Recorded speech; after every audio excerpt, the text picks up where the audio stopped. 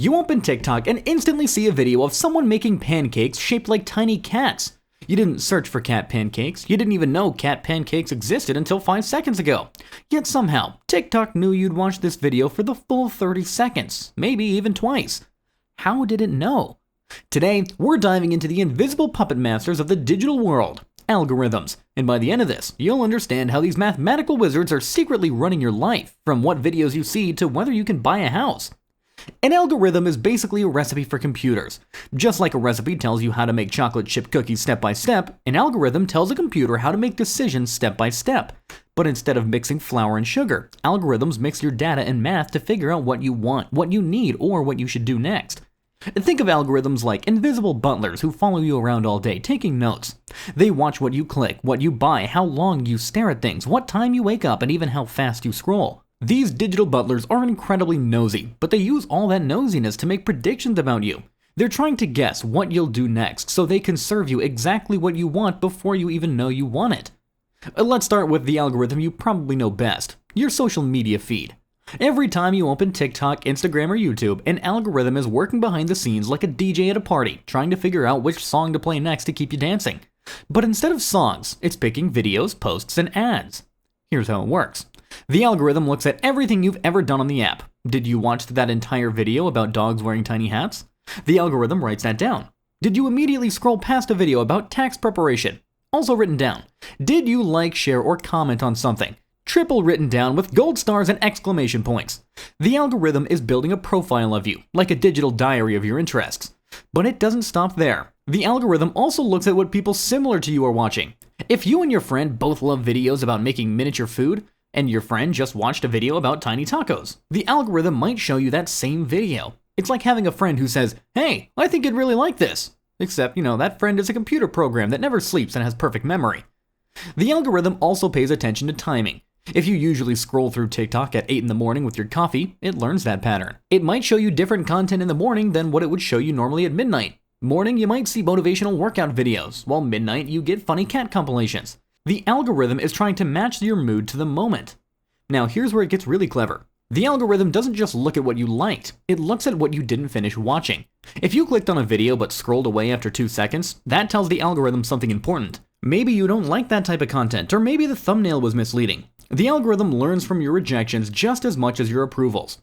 But social media algorithms are just the beginning. Let's talk about the algorithm that might determine whether you can buy a car, rent an apartment, or get a loan. Your credit score algorithm. Now, your credit score is like a report card for grown-ups, except instead of grading your math homework, it's grading how good you are with money. The algorithm that calculates your credit score looks at 5 main things, like a teacher checking 5 different subjects. First, it looks at whether you pay your bills on time. This is like turning in your homework when it's due. If you always pay your credit card bill on time, you get good grades. If you're always late, your score goes down. The algorithm keeps track of every payment every month for years and years. Second, it looks at how much money you owe compared to how much money you're allowed to borrow.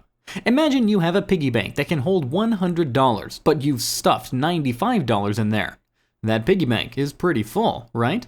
Credit works the same way. If your credit cards are almost maxed out, the algorithm thinks that you might be struggling with money, so your score goes down. Third, it looks at how long you've been borrowing money. Someone who's been responsibly using credit cards for 10 years looks far more trustworthy than someone who just got their first credit card last month. It's like the difference between a driver who's been driving safely for years versus someone who just got their license. Fourth, it looks at what type of credit you have. Having a mix of different types of loans, like a car loan, a credit card, and maybe a student loan, can actually help your score. It shows you can handle different kinds of financial responsibilities. And finally, it looks at how often you apply for new credit. If you suddenly apply for 5 credit cards once in a month, the algorithm gets kind of suspicious.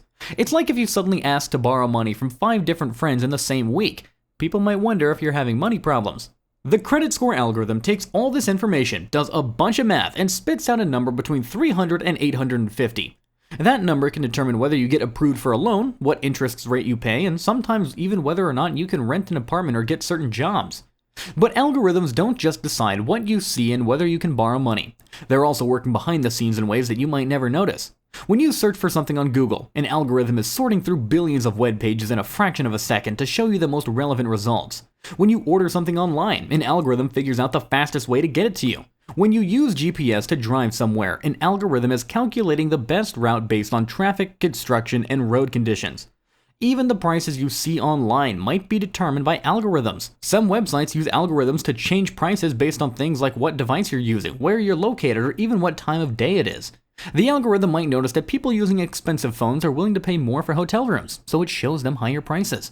Or it might notice that certain people in certain zip codes tend to buy more expensive versions of products, so it shows them pricier options first.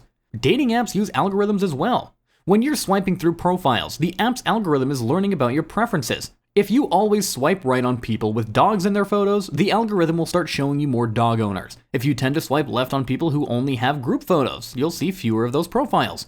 The algorithm is trying to show you people you're more likely to match with, which keeps you using the app longer. Streaming services like Netflix and Spotify use algorithms to recommend what you should watch or listen to next. Netflix looks at what shows you've watched, what you've rated highly, what you've watched all the way through versus what you've turned off halfway through, and even what time of day you usually watch different types of content. It compares your viewing habits to millions of other users to find patterns and make predictions about what you'll enjoy. The algorithm might notice that people who loved a certain mystery show also tend to enjoy documentaries about true crime. So, if you binge watch that mystery show, Netflix might start recommending true crime documentaries. It's constantly learning and adjusting its recommendations based on new information. But here's something important to understand. Algorithms aren't neutral. They are created by people, and people have biases, even when they don't mean to. If the people who create an algorithm mostly think about certain types of users, the algorithm might not work as well for other types of users. If an algorithm is trained on data that reflects historical inequalities, it might perpetuate those inequalities. For example, if a hiring algorithm is trained on data from a company that historically hired mostly men for engineering jobs, the algorithm might learn to favor male candidates, even if that wasn't the intention. If a facial recognition algorithm is mostly trained on photos of light-skinned people, it might not work as well for people with darker skin. This is why it's so important to understand that algorithms aren't magic crystal balls that always make perfect decisions. They're tools created by humans, trained on data collected by humans, and they can make mistakes or have blind spots just like humans do. Algorithms are also constantly changing and evolving. The TikTok algorithm that you interact with today is different from the one that existed last year, and it'll be different again next year. Companies are always tweaking their algorithms, trying to make them more accurate, more engaging, and more profitable. Sometimes these changes are obvious. You might notice that your Instagram feed suddenly looks different or that YouTube is recommending different types of videos. Other times, the changes are subtle and you might not notice them at all, even though they're affecting what you see and do online. The key thing to remember though is that these algorithms are designed to achieve specific goals, and those goals aren't always the same as your goals. A social media algorithm wants to keep you scrolling and engaging with the app because that's how the companies make money from advertising. A shopping algorithm wants to show you products you'll buy. A credit scoring algorithm wants to predict how likely you are to pay back loans. Understanding these goals can help you make better decisions about how you interact with algorithmic systems. If you know that social media algorithms are designed to keep you scrolling, you can be more intentional about when and how you use social media. If you know how credit card scoring algorithms work, you can make financial decisions that will improve your credit score over time. So, let's recap this whole digital puppet show.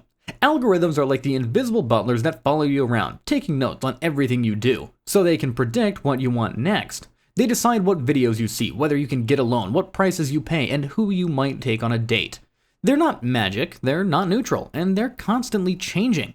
They're just really complex recipes that computers follow to make decisions about your life. Now go forth and scroll with the confidence of someone who knows the puppet master's tricks. The algorithm might be pulling the strings, but at least now you can see them.